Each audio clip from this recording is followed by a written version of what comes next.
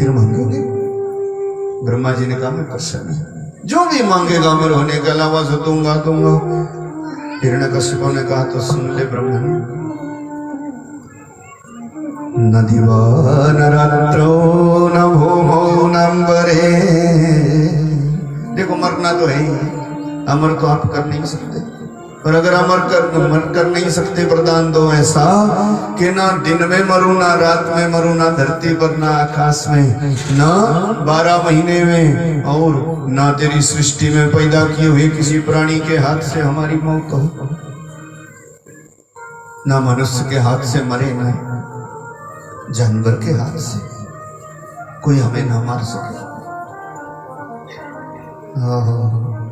ब्रह्मा जी ने कहा ऐसा ही होगा। हिरण्यकश्यप ने कहा इसकी बुद्धि काम नहीं करती, बूढ़ा हो गया।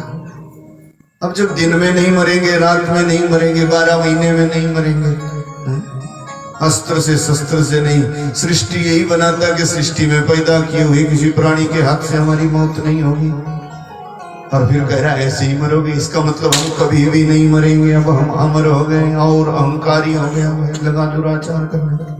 इसने तो इंद्र की भी कुर्सी छीन ली थी, भगवान बन के बैठ गया जी। चौथा बालक हुआ था प्रहलाद, भजनानंदी था, बचपन से भजन करता, भक्तों पर दुख बड़े आते, ध्यान रखना। बचपन से ही कितने दुख दिए इसको, कभी नदी में फेंक दिया, कभी जहर खिलाया दिया, कभी काली कोठरी में बंद कर दिया, कभी कुत्तों से कटाया, क्या नहीं किया। अंत में तो आग में ही जला दिया था बुआ जी ने आके। जब कैसे भी नहीं मरा, आंच नहीं आई, तो प्रहलाद की बुआ है विप्रचित्तिमा ने राहु को ब्याही थी, ढूंढा नाम की राक्षसी चली आई थी और अपने भाई से पूछने लगी क्यों दुखी हो? बोले इसीलिए कि जो प्रहलाद है ना, यही हमारे खानदान को खत्म कर देगा। पूरी दुनिया मेरे को भगवान मानती है, पर ये नहीं मानता। अब तो ऐसा चाहता था कि खत्म ही हो जाता, बहन को भाई होता बहुत प्यारा। इसने कहा वरदान है, आग नहीं जला सकती हमारे को। शाम का हो रहा था समय और महाराज चिता बनाई गई, सेवकों को खड़ा कर दिया, प्रहलाद को गोद में लेके बैठ गई। पर आज तो उल्टा होने लगा, प्रहलाद को जल गई थी बुआ जी। जब चिल्लाने लगी तो हिरण्यकश्यप ने सेवकों से कहा इसको तो वरदान है, ये इसलिए चिल्ला रही होगी कि प्रहलाद छूट रहा होगा इसकी गोद से, जरा बर्छा भाला लेकर के ठीक कर दो। तो इन्होंने भाई बाहर आने नहीं दिया। थोड़ी देर के ओ भैया सर्वताप समनमयी कभी सजम मम गात्र स्वनिधौ पावकोऽपि सलिलायते अधुना। पिताजी, राम नाम जपने वाले को भय नहीं होता। देखो ना आग भी कैसे शांत हो रही है, हमारे को मजे से बैठे। मैं तो हर वेश में तो तेरे नाम अनेक तो एक, हर जगह जहाँ कहीं भी इच्छा करोगे वहां पर रहते भगवान। ऐसी कोई जगह नहीं जहाँ भगवान, ईंट पत्थर का लोहे का खंबा, इसमें भी तेरे भगवान है। बोले इच्छा करोगे तो इसमें भी है। और भगवान भगत का वचन झूठा नहीं होने देते। प्रहलाद का वचन सत्य करने के लिए सत्यम विदधातु निज भृत्य भाषितम, भगवान का भगत कभी झूठा ना हो जाए, इसीलिए सत्य करने को भगवान सायंकाल का समय और ज्यों ही हिरण्यकश्यप ने खंबे पर गदा का प्रहार किया तो खंभ फाड़ करके ही नरसिंह भगवान पैदा हुए। बोले नरसिंह भगवान की जय। व्याकुल हो गया था, द्वार पर ही खड़े थे हिरण्यकश्यप महाराज। तो इसने नरसिंह भगवान एकदम पकड़ा तीखे नाखूनों से और जंघा पर रख लिया, आधा बाहर आधा अंदर। चिल्लाया ब्रह्मन झूठा है, तेरा वरदान झूठा है, आकाशवाणी झूठा नहीं है। इस समय अधिक मास चल रहा, 12 महीनों में इसकी गिनती नहीं है। और सुन, शाम का समय है, न दिन है न रात है, ना तो भूमि पर है ना आकाश में है, जंगा पर है, ना अंदर है ना बाहर है, आधा अंदर आधा बाहर।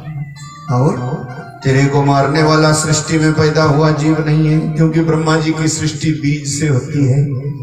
और खंबे में तो कोई बीज किसी ने डाला नहीं था, जो ब्रह्मा जी की कल्पना से भी परे उसको विशिष्ट अवतार बोलते। ऐसे नरसिंह भगवान के महाकुपित हुए नर हरि, चारों तरफ निहार, असुर उदर निज नखनते, क्षण में डारो पार। ऐसे भगवान ने हिरण्यकश्यप का अवतार किया। तो राजन, ये दीति माता के पुत्र हिरण्याक्ष हिरण्यकश्यप भगवान देव के द्वारपाल थे, जय विजय, बुरे कर्म के कारण राक्षस हो गए। अगले जन्म में भगवान की इन पर फिर कृपा हुई, अगले जन्म में यही रावण और कुंभकर्ण बन करके आए और इनको मारने स्वयं भगवान ने अवतार लिया। उनको बोलते मर्यादा पुरुषोत्तम श्री राम, बोले श्री रामचंद्र भगवान की जय। और गुरु जी तीसरे जन्म में, बोले तीसरे जन्म में यही शिशुपाल और दंत वक्र हुए और इनको मारने के लिए भगवान कृष्ण बन करके आए। बस इतनी कथा कही ना, तो परीक्षित का भाव ही बदल गया। परीक्षित ने कहा कौन कृष्ण? कौन? जिनका मैंने माँ के गर्भ में दर्शन किया, कल सुनाया था आपको, जिनका मैंने माँ के गर्भ में दर्शन किया। बोले वही जो तेरे को गर्भ में दर्शन दे के द्वारिका चले गए, जिन्होंने तेरे बुजुर्गों की कदम कदम पर सहायता की। तो परीक्षित ने कहा गुरु जी अब छोड़ो और सब बात, हमें कुछ नहीं सुनना, हमें केवल उन्हीं की कथा सुनाओ और उनकी कथा सुना करके हमारा बेड़ा पार कर दो, क्योंकि आपने वादा किया है कृष्ण प्राप्ति करम साधनम, कि भागवत कृष्ण प्राप्ति कराता। ऐसे भाई चंचल से हो गए। परीक्षित ने कहा सुनाओ कृष्ण कथा। अब गुरु जी देखो कुछ और सुनना नहीं है। गुरु वो लोग होते बड़े दयालु, परीक्षाएं भी बहुत देनी पड़ती इस रास्ते में। सदगुरु महामुनि सुखदेव ने सोचा कि ये तो इतना जो हड़बड़ाया है, सुनाओ कृष्ण कथा सुनाओ, और इसके कहने पर एकदम ही सुना दूं तो क्या पता मन में बैठे कि ना बैठे, और कहीं मेरी कथा ही कलंकित ना हो, ये तरे कि ना तरे। सदगुरु की महिमा। उन्होंने तो भाई एकदम बंद कर दिया काम। उन्होंने कहा ना, कृष्ण कथा तो अधिकारी को ही मिलनी चाहिए। और सुनो राजन, जब तक जीवन में राम कथा नहीं आई तब तक कृष्ण कथा सुनने का अधिकारी मनुष्य होता ही।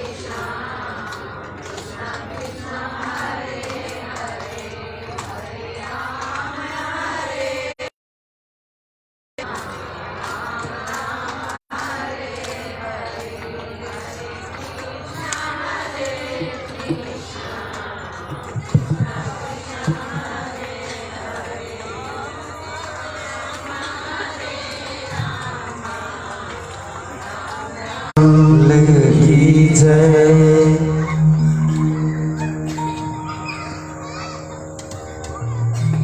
श्रीमद्भागवत महापुराण की जय। श्रीमन नारायण नारायण नारायण श्रीमन नारायण नारायण नारायण श्रीमन नारायण नारायण नारायण श्रीमन नारायण नारायण नारायण श्रीमन नारायण नारायण नारायण श्रीमन नारायण नारायण नारायण श्रीमन नारायण नारायण नारायण श्रीमन नारायण नारायण नारायण श्रीमन नारायण नारायण नारायण श्रीमन नारायण नारायण नारायण श्रीमन नारायण नारायण नारायण श्रीमन नारायण नारायण नारायण नारायण भगवान की जय। कृष्ण कथा सुनने का आग्रह किया तो महामुनि सुखदेव ने कहा, राजन कृष्ण कथा तो उसी को मिलती है जो पहले राम कथा सुन लेता। तो मन तो था नहीं सुखदेव का भी सुनाने का, उनको भी तो कृष्ण कथा ही सुनानी थी। और शिष्य का भी मन नहीं था सुनने का राम कथा का, सुननी तो कृष्ण कथा ही थी। पर गुरुजी ने सोचा कि एकदम से कहना सुनाओ कृष्ण कथा सुनाओ कृष्ण कथा और सहजता से मिल जाएगी तो क्या पता असर करे कि ना करे। इसीलिए परीक्षा की, पहले राम कथा सुननी पड़ती। अगर मन होता ना तो राम कथा तो अद्भुत चरित्र है राम जी का। हजारों जिंदगियां बीत जाए राम कथा विश्राम नहीं पाती, अनंत कथा है उनकी। पर यहां भागवत में क्या किया, ये तो परीक्षा थी। श्रीमद् भागवत के 335 अध्याय हैं और उनमें भी राम कथा को कितनी जगह दी सुखदेव ने, 1.5 अध्याय है। 1.5 अध्याय में सुनाई राम जी की कथा और कृष्ण कथा 115 अध्याय में सुनाई, खूब बढ़ चढ़ करके। पूछो ही नहीं, तो मन तो कृष्ण कथा सुनाने का था, वादा भी वही किया था। पर शिष्य की परीक्षा की कि कहीं एकदम से हड़बड़ा के इसको समझ आए कि ना आए, इसीलिए 1.5 अध्याय में सुना दी। यहाँ भी संक्षेप में सुनेंगे राम जी की कथा। आपको मैं सूर्य वंश की झांकी करा दूं जल्दी जल्दी, फिर कृष्ण कथा में चलेंगे।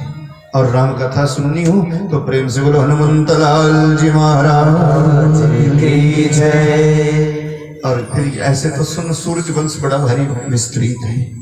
या तो यूं समझ लो कि ब्रह्मा जी के पुत्र मरीचि है, मरीचि के कश्यप है, कश्यप के ही विवस्वान माने सूरज है।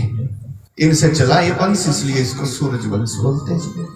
विवस्वान के वैवस्वत मनु हुए, उनके विकोक्षी हुए, फिर इसी कुल में आगे चल करके बड़े बड़े राजा महाराजा हुए। सूरज भगवान से लेकर के 40 पीढ़ी बीत गई, तब हुए महाराज दशरथ। नभ हुआ, नाभाग हुआ, अम्बरीश हुआ, और सुनो एक राजा हुआ खटवांग। उसने तो 2.5 घड़ी में भगवान का भजन करके ब्रह्मलोक पा लिया। इनकी राजधानी है अयोध्या और गुरु भक्ति बड़ी पक्की है। अवधवासियों का एक नियम है कि जो गुरुजी कह देते सो ही सब कुछ है। इनके गुरु वशिष्ठ जी हैं। इस गुरु भक्ति के कारण ही तो इनके घर में भगवान ने आना स्वीकार किया जी। 40 पीढ़ी बीत गई सूर्य भगवान से लेकर के सूरज वंश की। ये राम जी के बुजुर्ग ही तो थे जो गंगा जी को लाए धरती पर। ये राम जी के बुजुर्ग ही तो थे जिन्होंने सत्य के लिए सब कुछ अर्पण कर दिया। हरिश्चंद्र हुए, त्रिशंकु हुआ। ये त्रिशंकु भी बड़ा भारी सत्यनिष्ठ हुआ, आज तारे के रूप में दिखता है। अब नई पीढ़ी तो ये तारा वारा जानती नहीं है ना, बुजुर्ग लोग जानते हैं त्रिशंकु क्या होता, ध्रुव क्या होता, ये बुजुर्ग लोग जानते हैं। तारे सब पहले तारे के बल पर ही गणना करते जी बुजुर्ग लोग। सो महाराज, और ये ख्याल रखना चाहिए अब भी, हमको नहीं हो जिस चीज को आधी रात को मैं बता सकता, ये फलाना तारा, ये फलाना, बुजुर्गों से सीखे। बोले नारायण भगवान की जय। सो महाराज, खटवांग ने 2.5 घड़ी में ही ब्रह्मलोक पा लिया। भगवान को पा गए थे, एक ध्यान लगाया, पूछो।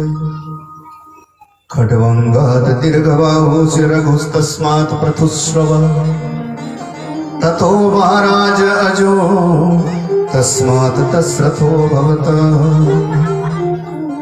हाँ, कैमरा थोड़ा हर जगह को घुमा, जहां पर नींद आती किसी को वहां पक्का ले जाओ,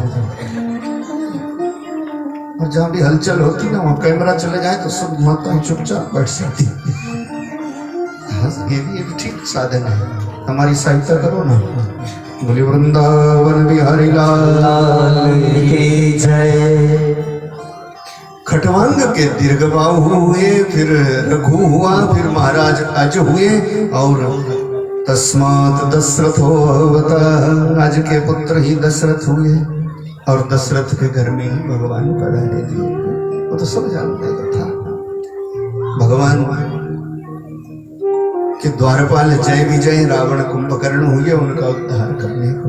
एक बात और याद रखना, राक्षस के लिए भगवान नहीं आते। राक्षस तो भगवान को आने की जरूरत नहीं है। अपने कर्मों से राक्षस हो जाओ तो आप ही मर जावे कर कर खोटे काम। फिर भगवान को आने की जरूरत नहीं है। ये तो ख्वाब ही निकाल दो कि बुरा कर्म करोगे राक्षस बनोगे फिर भगवान आएगा। ना ना ना, भगवान तो भगत के लिए आते नहीं। तो भगत बनो। जब भगत नहीं होंगे भगवान कहाँ होगा। जब भगत नहीं होंगे भगवान कहाँ होगा। जब भगत नहीं होंगे भगवान कहाँ होगा। फिर तेरी समस्या का समाधान कहाँ होगा। जब भगत नहीं होंगे भगवान कहाँ होगा। जब भगत नहीं होंगे भगवान कहाँ होगा। भगत के लिए आते भगवान, और फिर पधारे भक्तों का उद्धार करने को राम जी। जन्मों जन्मों से इसी लोग बैठे थे। महाराज दशरथ की महिमा भी बड़ी है। सब कुछ है, बुढ़ापा आ गया, संतान नहीं है, गुरुजी के पास गए। गुरुजी ने कहा यज्ञ करना पड़ेगा। पुत्र काम यज्ञ कराया, और फिर तो 4 रूपों में गर्भ में पधारे, 3 रानियों के। समय चलता गया। चैत्र का महीना, शुक्ल पक्ष, 9वीं तिथि, मध्याह्न की बेला है कि 9वीं तिथि मधुमास पुनीता। शुक्ल पक्ष अभिजित हरिप्रीता। 9वीं तिथि मधुमास पुनीता। शुक्ल पक्ष अभिजित हरिप्रीता। चैत्र का महीना, शुक्ल पक्ष, 9वीं तिथि, मध्याह्न की बेला, और उसी समय भगवान किशोर समूह विनती करी पहुँचे निज निज धाम।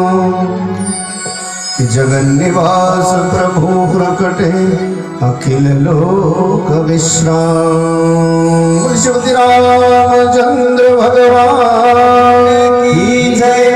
खूब जय जयकार हुई। भगवान आ जाए तो किसी की खुशी का ठिकाना नहीं। फिर भगवान कृष्ण आएंगे।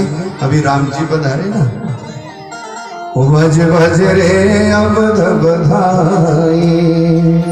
2 मिनट बोलो, भगवान के कृष्ण के आने की, क्या राम जी के आने की भी बधाई है। बज बज रे अवध बधाई, बज बज रे अवध बधाई। अवध में राम जन्मे, अवध में राम जन्मे जय हो।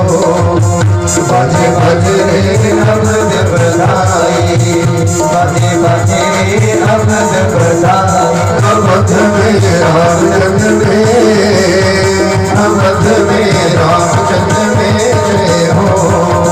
बज बज रे अवध बधाई, बज बज रे अवध बधाई। अवध में राम जन्मे, अवध में राम जन्मे जय हो।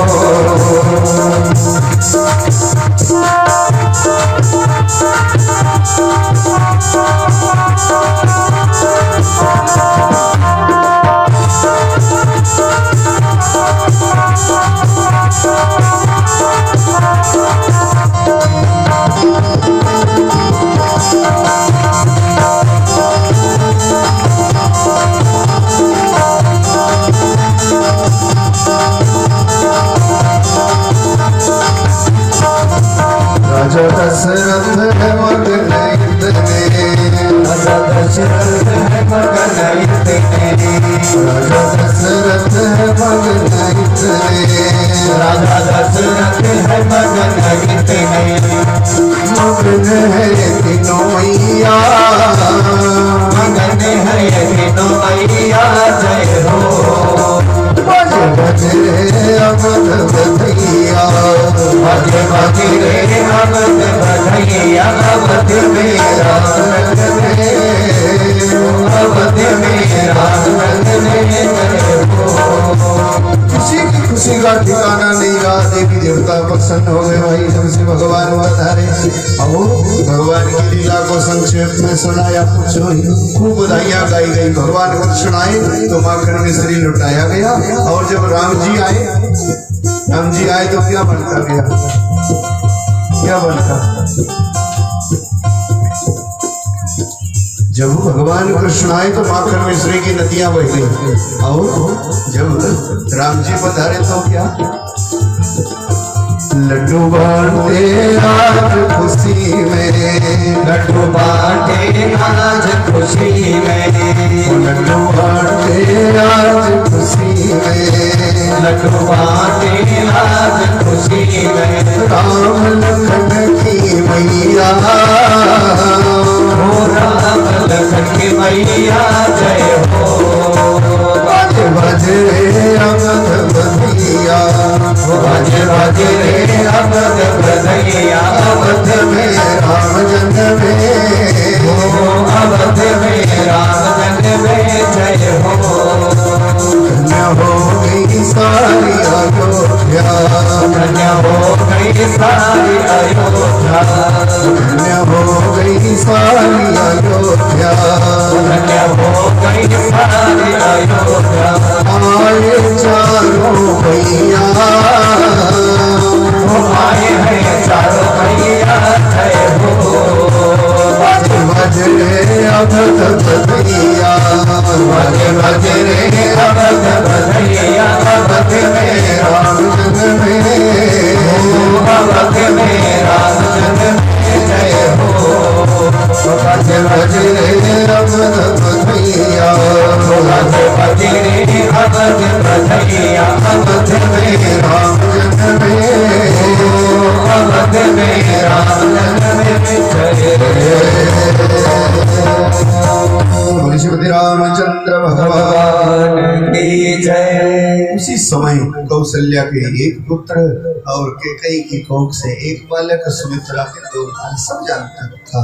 और समय चलता गया, चलते चलते पहले भगवान का नामकरण संस्कार किया गया 6 महीने। कौशल्या के बेटा का नाम राम रखा है, कैकेयी नंदन भरतलाल है, और सुमित्रा के शत्रुघ्न और लखनलाल। बहुत सुंदर कथा है। कभी मौका लगे सुनो राम कथा। और फिर समय चलता गया, अपनी बाल लीलाओं का सुख अवधवासियों को दिए भगवान। समय चलते चलते चलते भगवान 15 वर्ष के होने को आ गए। और फिर आए थे गुरु विश्वामित्र, सो ले गए थे उनसे शस्त्र विद्या पाई भगवान। शास्त्र विद्या वशिष्ठ जी से सीखी, शस्त्र विद्या राम जी से। क्या जरूरत है उनको, वो तो सब विद्याओं के ज्ञाता हैं, सब विद्या उन्हीं से तो प्रकट होती। पर दुनिया को सिखाया कि संसार में मैं भी आ जाऊं, तो गुरु के बिना मेरी भी गति नहीं। बोले सदगुरुदेव भगवान की जय। इसीलिए जब भी हो सो आवाज संभालो, सदगुरु की शरण कर लो, लोक पर लोग सुखी कर लो। सो महाराज 15 वर्ष की उम्र में गए और भगवान का मंगलमय ब्याह हुआ। भगवान का जब ब्याह हुआ तो राम जी की उम्र 15 वर्ष की थी और सीता जी कितने वर्ष की थी? 6 वर्ष की। याद रखना हमेशा आगे को। सीता जी 6 वर्ष की और राम जी 15 वर्ष के। बस उसी समय फिर ये निर्णय किया गया लगन में। सब जानते कथा, सब बैठे बैठे, पहले का समय था, बुजुर्ग लोग जो निर्णय कर लेते बाल बच्चे मानते, यही सिखाया दुनिया को। सो बैठे बैठे राजा जनक के पुरोहित है सतानंद और दशरथ के गुरु वशिष्ठ जी, दोनों ने निर्णय किया कि यहाँ पर भी 3 कुमार है और यहाँ पर भी राजा जनक के भाइयों की 3 कुमारियां हैं। तो हुई उर्मिला लखन की नारी, श्रुत कीर्ति रिपुसूदन प्यारी। भई मांडवी भरत के मामा और पतित पावन सीताराम। राम सर्वप्रिया है, रघुपति राघव राजा राम, पतित पावन सीताराम। कथा तो बहुत सुंदर है। रघुपति है, दशरथ महाराज इनको राम नहीं बोलते, सो कहते रघुपति रघुपति। अब यही है अयोध्या के नाथ। कौशल्य प्रेम से राघव बोलती तो रघुपति राघव हो गए। और जो बुजुर्ग लोग थे बोलते राजा राम है, राजा राम राजा राम, तो रघुपति राघव राजा राम। और जब मार्ग में चलते चलते अहिल्या का किया उद्धार तो हो गए पतित पावन। और जब ब्याह हुआ सीता जी से तो बन गए सीताराम। और पूरा हो गया रघुपति राघव राजा राम, पतित पावन सीता।